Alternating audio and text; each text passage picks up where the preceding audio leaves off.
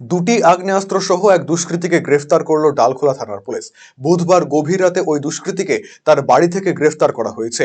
জানা যায়, গভীর রাতে ডালখোলা থানার সূর্যাপুর ২ নম্বর গ্রাম পঞ্চায়েতের আমলাবাড়ি এলাকায় অভিযান চালিয়ে মোহাম্মদ সাকিব নামে এক দুষ্কৃতীকে গ্রেফতার করে পুলিশ। ঘরে তল্লাশি চালিয়ে তার বিছানার নিচ থেকে দুটি আগ্নেয়াস্ত্র, 4টি তাজা কার্তুজ উদ্ধার করে পুলিশ। এরপর সাকিবকে গ্রেফতার করার পাশাপাশি তার কাছে থাকা মোবাইল ফোন, একটি ছোট গাড়ি ও একটি বাইক বাজেয়াপ্ত করা হয়েছে।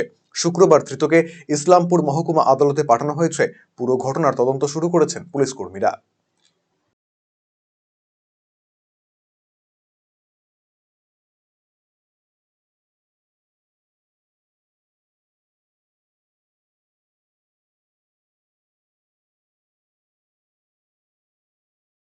चांस पाओ गए की बोलबे?